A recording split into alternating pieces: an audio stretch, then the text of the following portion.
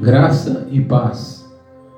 Nesta oportunidade, nós estaremos estudando mais uma lição da nossa escola bíblica dominical, a lição número 2, cujo título é A Sublimidade das Bênçãos Espirituais em Cristo.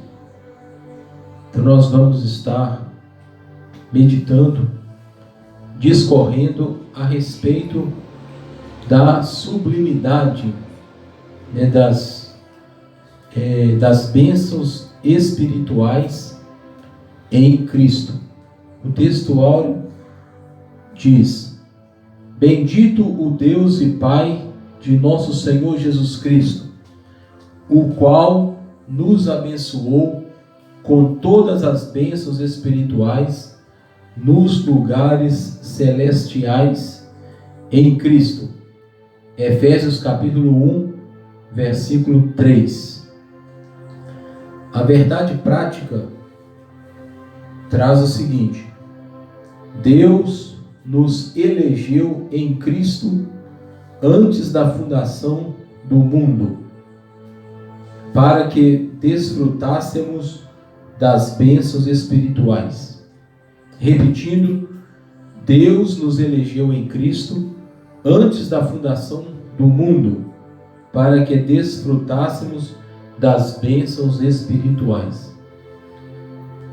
A leitura bíblica em classe encontra-se em Efésios capítulo 1, versículo 3, versículo 4, depois do 9 até o 14. Então aqui nós temos o texto bíblico básico da nossa lição. Efésios 1, versículo 3. Bendito o Deus e Pai de nosso Senhor Jesus Cristo, o qual nos abençoou com todas as bênçãos espirituais nos lugares celestiais em Cristo, como também nos elegeu nele antes da fundação do mundo, para que fôssemos santos e irrepreensíveis diante dele em amor. Versículo 9. Descobrindo-nos o mistério da sua vontade, segundo o seu beneplácito, que significa propósito, bom propósito, que propusera em si mesmo. Versículo 10.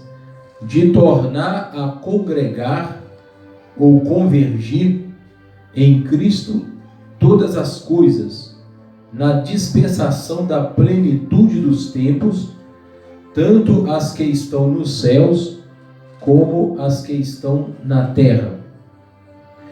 Nele, que significa em Cristo, digo, em quem também fomos feitos herança, havendo sido predestinados conforme o propósito daquele que faz todas as coisas segundo o conselho da sua vontade, com o fim de sermos para louvor da sua glória, nós os que primeiro esperamos em Cristo.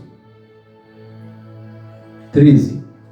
Em quem também vós, os gentios, estais, depois que ouvistes a palavra da verdade, o evangelho da vossa salvação, e tendo nele também crido, fostes selados com o Espírito Santo da promessa, o qual é o penhor da nossa herança para a redenção da possessão de Deus, para louvor da sua glória. 3 vezes o apóstolo Paulo registra esse refrão, para louvor da sua glória. No versículo 6, que não apareceu aqui na leitura, nós temos para louvor da sua glória. No versículo 12, temos a segunda vez, para louvor da sua glória. E no versículo 14, para louvor da sua glória. Segundo alguns estudiosos do Novo Testamento, esse trecho que nós temos aqui, do versículo 3 até o 14, é uma doxologia, ou seja, louvor, palavra de louvor, que o apóstolo Paulo escreveu, um hino teológico carregado de significados profundos a respeito das bênçãos espirituais em Cristo. Nós podemos ver aqui 7 bênçãos espirituais. A primeira bênção é a eleição. A eleição, Deus nos elegeu. Depois, a segunda bênção espiritual é a predestinação, que nós vamos estudar na próxima lição, se Deus quiser. Vamos estudar a lição 3, eleição e predestinação. A terceira bênção é que Deus nos fez agradáveis a Deus ou a si mesmo. A quarta bênção aparece no versículo 7, que é a redenção. Fomos redimidos pelo sangue de Jesus. A quinta bênção é o acolhimento. Deus nos acolheu em Cristo Jesus. A sexta bênção espiritual é a revelação. Revelação do mistério. Qual mistério? Nós vamos ver no comentário que é a revelação do mistério de que os gentios, eles estão em pé de igualdade com os judeus, que a salvação não é só para o povo judeu, mas a salvação é para os gentios ou pagãos, a partir do momento em que eles creem no Evangelho, o Evangelho da vossa salvação, como está no versículo 13 do primeiro capítulo de Efésios. E a sétima bênção espiritual é o selo. Nós fomos selados com o Espírito Santo da promessa, o Espírito Santo prometido, que Deus prometeu desde o Antigo Testamento. Joel, por exemplo, capítulo 2, que o Espírito Santo seria dado a todos os que creem em Jesus, todos aqueles que creem no Evangelho. Então nós vimos aí rapidamente que todas essas bênçãos espirituais, elas nos são dadas em Cristo Jesus. A expressão em Cristo, nele,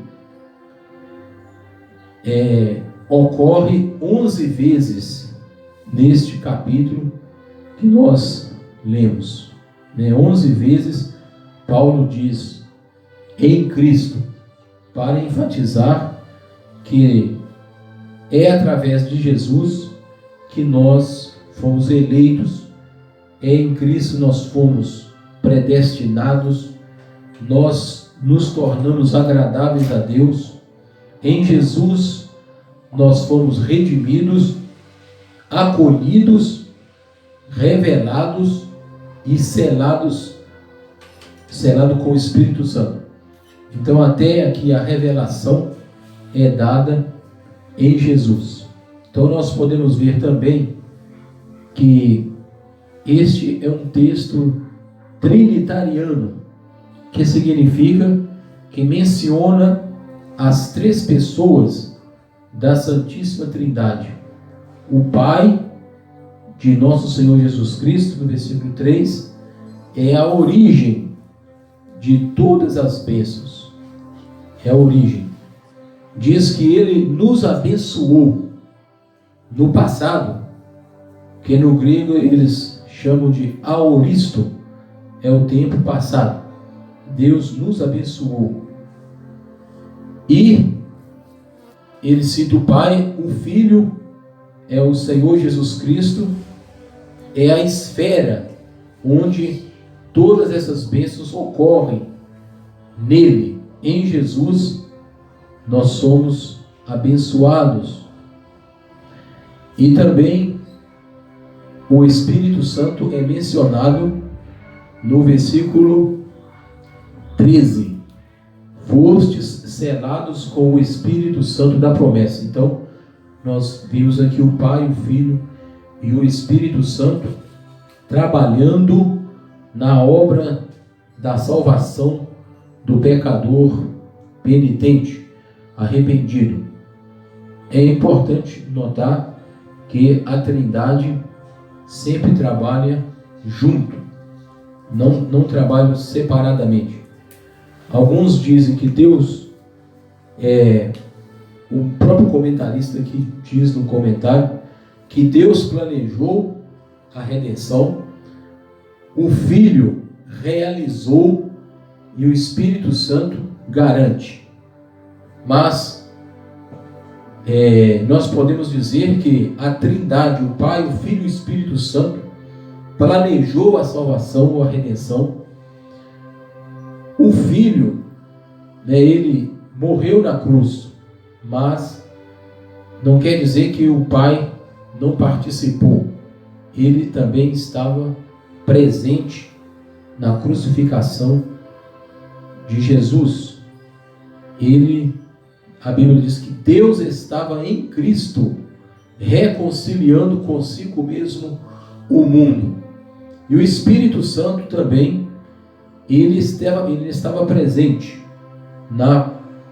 no planejamento da redenção. Ele estava presente em Cristo Jesus durante o seu ministério, porque Jesus foi cheio do Espírito Santo na sua plenitude. Então, a Trindade, ela trabalha sempre junto, envolvidos, todos os três envolvidos na salvação, na redenção, na libertação do ser humano.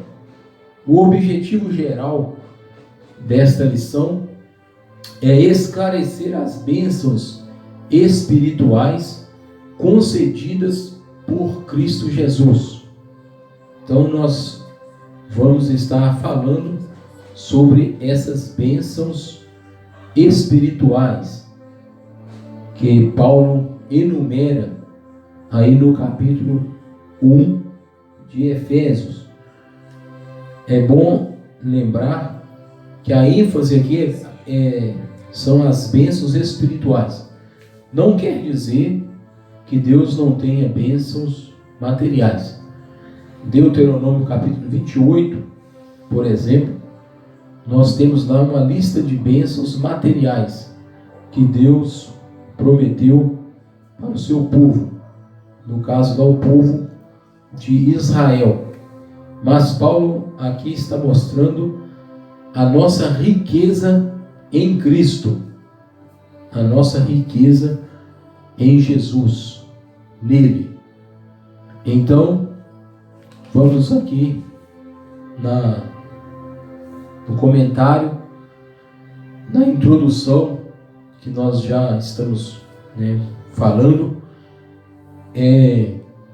O comentarista vai mostrar aqui a respeito de que nós fomos escolhidos por Deus, fomos restaurados e fomos reconciliados a partir de Jesus, o nosso Salvador. E Paulo fala também a respeito da revelação do mistério.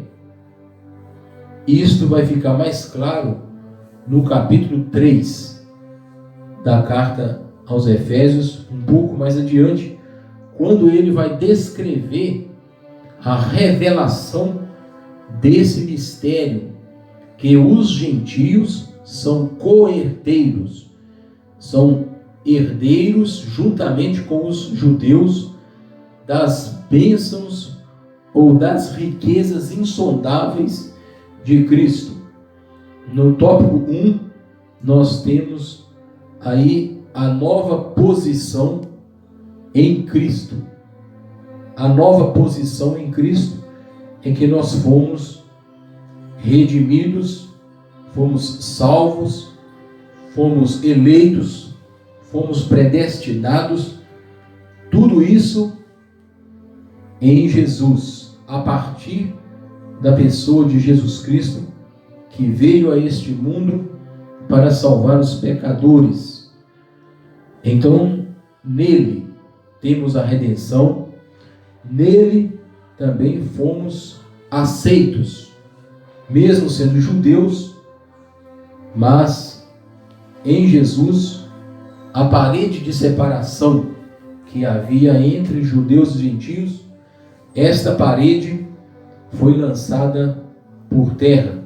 No capítulo 2 de Efésios, Paulo vai tratar desse assunto, que Jesus, ele derrubou a parede de separação entre judeus e gentios, e que Jesus veio e realizou a paz, proclamou a paz e a realizou, e formou dos dois povos, judeus e gentios, o novo povo, ou a nova sociedade de Deus, que é a igreja do Deus vivo.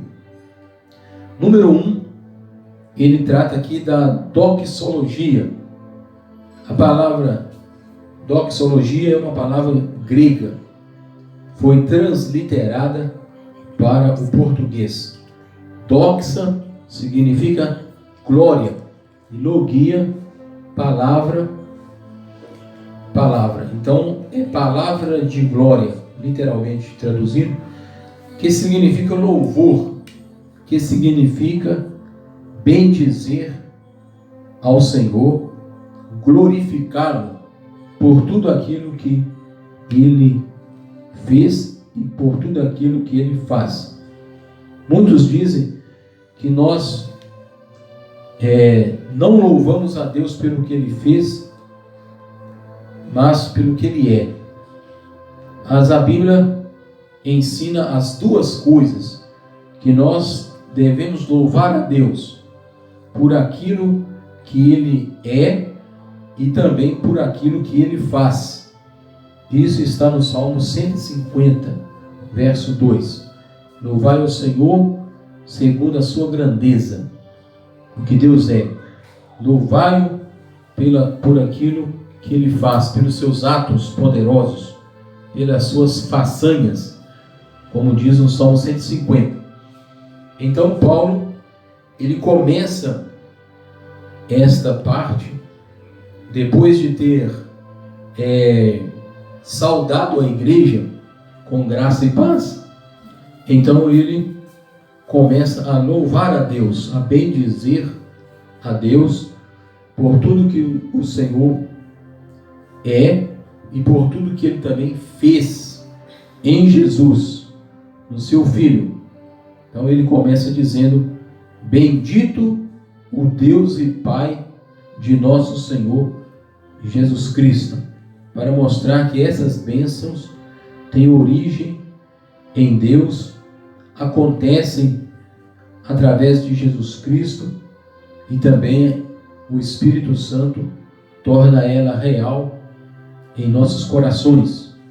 O Pai, o Filho e o Espírito Santo trabalhando simultaneamente para a redenção do ser humano. Então nós temos esta doxologia, que pode ocorrer no início da carta ou mais comumente no final das epístolas. Paulo tem sempre uma doxologia, um louvor. A partir do momento que nós meditamos na obra de Deus, na pessoa de Deus, isso nos leva ao louvor. Por isso Paulo diz 3 vezes, como nós já citamos, para louvor da sua glória, no versículo 6, versículo 12, versículo 14. No número 2, as bênçãos espirituais, que nós já enumeramos aqui rapidamente, que o comentarista vai citar aí, que Deus nos elegeu, que é a bênção da eleição, e nos elegeu nele, quer dizer, em Cristo, antes da fundação do mundo. Então é o plano eterno de Deus, é a nossa eleição. Depois ele fala sobre a predestinação, que são assuntos que nós vamos estudar na próxima lição. Então aqui apenas é uma menção. Também diz que nos fez agradáveis para si mesmo, versículo 6, nos remiu ou redimiu, no versículo 7, nos acolheu por sua vontade redentora, que é do versículo 8 a 12, revelou-nos a palavra da verdade, que é a revelação do mistério, e por fim, ele nos selou com o Espírito Santo da promessa, no versículo 13. Então temos aí várias bênçãos espirituais que nós recebemos em Jesus, em Cristo. Terceiro, a nova condição. A nossa nova condição agora é que nós estamos em Cristo, nós estamos nele, posicionados. Fomos chamados de santos e fiéis em Cristo Jesus. Tudo isso foi nos dado pela graça, gratuitamente no amado, como diz o apóstolo Paulo. Então, essa nova posição ou nova condição nós adquirimos pela fé, pela graça também. Então vamos sintetizar aqui o tópico primeiro. As bênçãos espirituais que os crentes receberam da parte de Deus possibilitam uma nova vida em Cristo e, portanto, devemos ser-lhe agradecidos a Deus pelas bênçãos outorgadas pela fé, pela graça e por Cristo Jesus. Segundo tópico da lição trata de uma vida cristocêntrica neste mundo. Então vai mostrar que nós temos que viver em Jesus. Por isso é uma vida cristocêntrica, é Cristo no centro da nossa vida. Rigorosamente falando, nós somos trinitarianos. Nós cremos no Pai, no Filho e no Espírito Santo. Então, nossa experiência cristã, ela abrange a revelação desse mistério que é a Trindade. Então, é o Pai, o Filho e o Espírito Santo no centro da nossa existência, porque todo o pensamento de Paulo é um pensamento trinitariano. Ele menciona o Pai, o Filho e o Espírito Santo. O próprio Paulo, ele teve que digamos assim, progredir, avançar no seu conhecimento de Deus, porque ele, como fariseu que era, como um judeu estudioso da Bíblia hebraica, ele cria em Deus o Pai, mas ele ainda não tinha conhecimento do Filho e nem do Espírito Santo como uma segunda pessoa, como uma pessoa, aliás, terceira pessoa da Trindade. Então ele evoluiu, passou por uma transformação, por uma revelação, digamos, em que ele passou daquela visão que ele tinha como judeu, como hebreu, como fariseu, e passou a crer na doutrina da Trindade, Pai, Filho, Espírito Santo. Número 1, a revelação do mistério, descobrindo-nos o mistério da sua vontade. Nós já falamos sobre isso.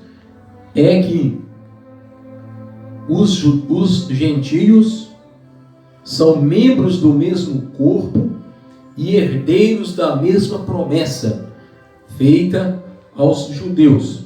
Agora, os gentios estão sendo recebidos na igreja por Deus através de Jesus Cristo. A parede de separação foi derribada, a hostilidade que havia entre judeus e gentios é lançada por terra, e Deus, através de Jesus, ele forma a igreja feita de ambos os povos, judeus e gentios, e eles estão em pé de igualdade. Não há mais aquela supremacia de Israel sobre as outras nações, mas em Jesus os gentios são aceitos em pé de igualdade com os judeus. Então, gentios e judeus formam a igreja. Isso está no capítulo 2 de Efésios. A plenitude dos tempos. Paulo revela que o plano divino é fazer convergir ou congregar em Cristo todas as coisas, no capítulo 1, versículo 10 da nossa leitura bíblica.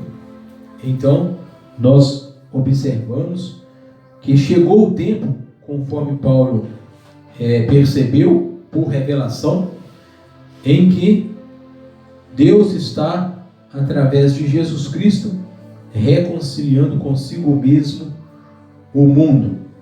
Então,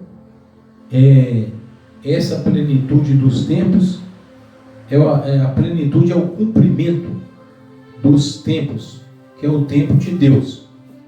Esse versículo, o versículo 10 do capítulo 1 de Efésios, tem sido usado pelos universalistas. Os universalistas são aqueles que acreditam que no final todos serão salvos, até mesmo os demônios e o próprio diabo será salvo, conforme é a doutrina universalista, baseado aí no versículo 10, quando diz que Deus vai fazer convergir em Cristo todas as coisas, as que estão nos céus e as que estão sobre a terra. Mas nós não podemos isolar esse versículo da doutrina de Paulo e da doutrina do Novo Testamento, que ensina que serão salvos aqueles que creem em Jesus Cristo, que creem no Evangelho, que é o próprio Jesus. Na essência do Evangelho é a própria obra de Cristo, porque Ele é Salvador e Ele traz a salvação. Ele mostra aqui, o comentarista, que a palavra que ocorre aqui é kairos, que significa o tempo de Deus. Kairos significa também oportunidade, ocasião. Não é o tempo cronológico, de cronos, mas é o tempo de oportunidade, kairos. Louvor da sua glória, terceiro ponto, tudo isto acontece para o louvor da glória de Deus. Por isso que Paulo começa com uma doxologia, louvando a Deus por toda a sua sabedoria, pelo seu propósito eterno, pelo o seu plano de redenção. Então é para louvor e glória do Senhor. Avançando aqui um pouco mais, nós vemos no versículo 13 da lição a respeito do selo do Espírito Santo. O selo do Espírito Santo da promessa. Todos aqueles que creem no Evangelho, como ele diz aqui, creem no Evangelho, creem em Jesus, recebe o selo da promessa, recebe o Espírito Santo, o dom do Espírito Santo. Então nós somos selados porque agora nós pertencemos a Cristo. Isso acontece no ato da nossa conversão. Todo crente, toda pessoa que crê em Jesus, que abraça o Evangelho, ele recebe o Espírito Santo da promessa. Não pode ser confundido com o batismo com o Espírito Santo. Segundo a visão, a nossa interpretação da nossa igreja, da Assembleia de Deus, faz essa distinção. Nós sabemos que existem outras interpretações para este versículo. Das igrejas tradicionais ensina que todo crente salvo, arrependido, ele é batizado com o Espírito Santo no ato da sua conversão ou regeneração. Então isso é um debate teológico que vai longe. Então nós vemos aqui agora no versículo, aliás no tópico 2, o penhor da nossa herança é o Espírito Santo também. Aqui o selo do Espírito e também a garantia do Espírito Santo que Deus concede àqueles que creem em Jesus.